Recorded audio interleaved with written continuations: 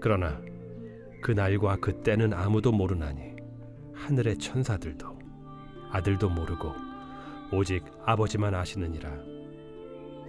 노아의 때와 같이 인자의 임함도 그러하리라. 홍수전에 노아가 방주에 들어가던 날까지 사람들이 먹고 마시고 장가들고 시집가고 있으면서 홍수가 나서 그들을 다 멸하기까지 깨닫지 못하였으니 인자의 임함도 이와 같으리라. 그때 두 사람이 밭에 있음에 한 사람은 데려가고 한 사람은 버려둠을 당할 것이요, 두 여자가 맷돌질을 하고 있음에 한 사람은 데려가고 한 사람은 버려둠을 당할 것이니라. 그러므로 깨어 있으라. 어느 날에 너희 주가 임할는지 너희가 알지 못함이니라. 너희도 아는 바니 만일 집주인이 도둑이 어느 시각에 올 줄을 알았더라면 깨어 있어 그 집을 뚫지 못하게 하였으리라. 이러므로 너희도 준비하고 있으라. 생각하지 않은 때에 인자가 오리라. 충성되고 지혜 있는 종이 되어 주인에게 그 집 사람들을 맡아 때를 따라 양식을 나눠줄 자가 누구냐? 주인이 올 때 그 종이 이렇게 하는 것을 보면 그 종이 복이 있으리로다. 내가 진실로 너희에게 이르노니 주인이 그의 모든 소유를 그에게 맡기리라.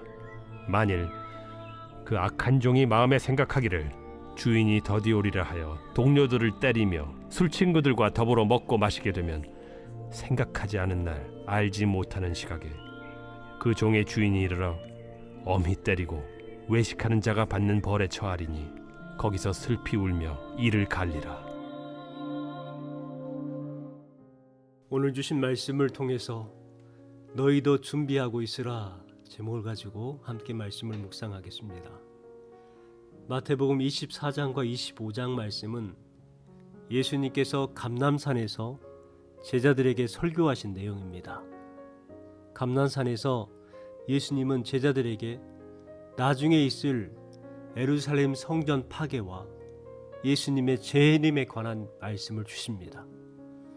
이 두 내용은 한 주제로 요약할 수가 있습니다. 예수님의 오심입니다. 오심이라는 헬라어 단어는 파루시아입니다.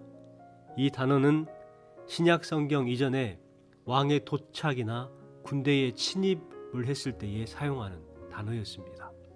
이 구절들을 통해서 예수님의 재림, 즉 영원한 심판과 영원한 구원에 대해서 말씀을 하고 있음을 알 수가 있습니다. 두 가지로 요약할 수가 있죠. 첫 번째는 예수님께서 언제 재림하실지 알지 못한다. 두 번째는 예수님의 재림을 준비하고 있어야 한다라는 말씀입니다. 36절 말씀을 읽겠습니다. 그러나 그의 날과 그때는 아무도 모르나니 하늘의 천사들도 아들도 모르고 오직 아버지만 아시느니라. 또 25장에 나와 있는 13절에 보면 그런즉 깨어있으라 너희는 그 날과 그때를 알지 못하느니라 말씀합니다. 그리고 오늘 본문에 42절과 44절에도 반복해서 기록되어 있습니다. 그러므로 깨어있으다 어느 날에 너희 주가 임하시는지 너희가 알지 못함이니라. 44절에 이러므로 너희도 준비하고 있으라 생각하지 않은 때에 인자가 오리라. 예수님께서는 계속해서 반복하고 있는 말씀이 있죠. 그 날과 그때는 알지 못한다는 것입니다. 그러기에 준비하라는 것입니다. 그러기에 깨어있으라 말씀하고 있습니다. 예수님의 재림의 날과 그 시기에 대해서 모르지만 우리는 준비된 삶을 살아가야 하는 것입니다.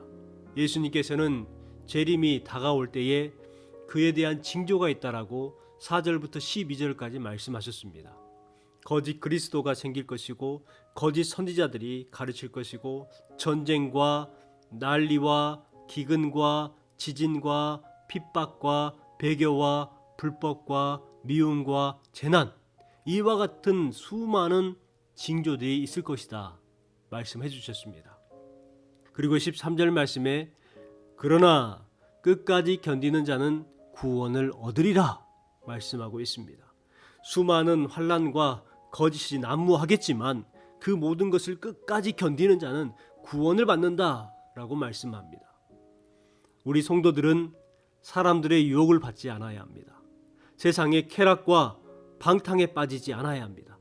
주신 말씀처럼 끝까지 견디는 성도, 오직 말씀에 순종하는 성도의 삶을 살아내야 합니다. 37절에서 39절까지 말씀에 보면 노아의 때와 같이 예수님께서 재림하실 때도 비슷할 거라고 말씀합니다. 37절 말씀입니다. 노아의 때와 같이 인자의 임함도 그러하리라. 홍수 전에 노아가 방주에 들어가던 날까지 사람들이 먹고 마시고 장가들고 시집가고 있으면서 홍수가 나서 그들을 다 멸하기까지 깨닫지 못하였으니 인자의 임함도 이와 같으리라. 이 세 구절은 노아 홍수 심판에 대한 말씀입니다. 그런데 노아의 홍수에 대한 심판에 대해서 자세하게 말씀하는 것이 아니라 한 가지 주제만 강조하시죠. 갑자기 심판이 임했다는 것입니다. 사람들은 먹고 마시고 장가들고 시집갔습니다. 하늘이 맑았기에 비가 내리지 않은 것이라고 생각했습니다. 하늘이 맑았기에 비가 내리지 않을 거라고 생각을 했습니다. 아무런 준비도 하지 않았어요. 그런데 갑자기 비가 내리기 시작했고 결국 멸망을 당했다는 것입니다. 39절 말씀에서 깨닫지 못했다라는 말은 알지 못했다라는 말입니다. 그들은 세상을 심판하실 것을 노아의 설교를 통해서 들었습니다. 하지만 그들은 믿지 않았고 평상시대로 살았습니다. 그래서 멸망을 당했어요. 40절에서 42절도 비슷한 말씀이 나오고 있습니다. 그때에 두 사람이 밭에 있음에 한 사람은 데려가고 한 사람은 버려둠을 당할 것이요. 두 여자가 맷돌질을 하고 있음에 한 사람은 데리고 가고 한 사람은 버려둠을 당할 것이니라. 그러므로 깨어 있으라.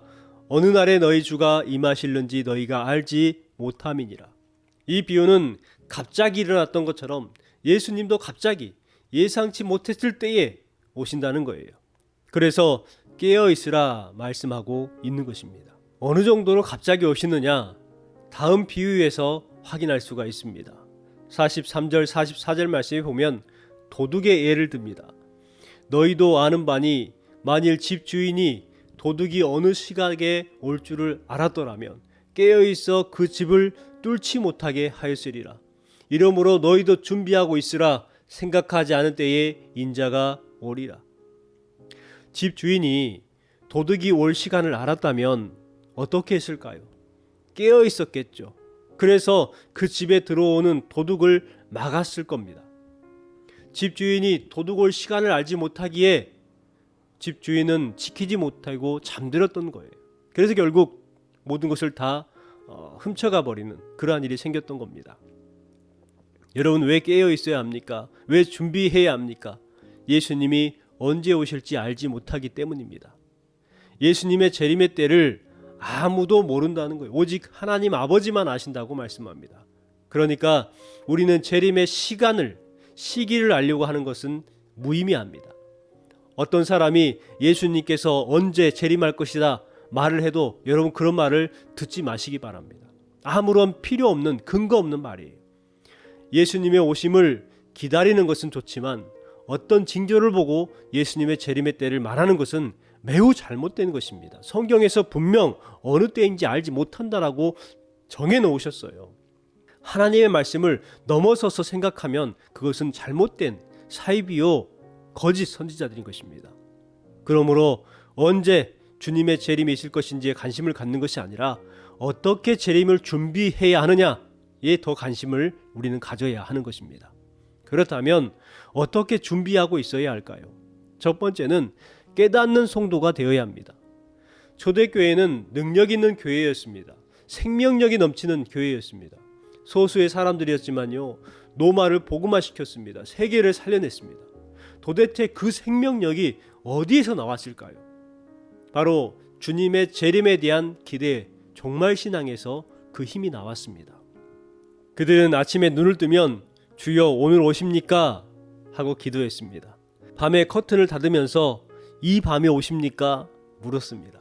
그들은 만나고 헤어질 때마다 늘 마라나타 인사했습니다. 주님께서 다시 오십니다. 초대교회 성도들의 삶은 마지막에 대한 긴박감이 있었어요.